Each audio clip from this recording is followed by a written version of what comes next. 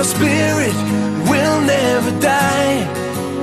We will not go down in Gaza tonight.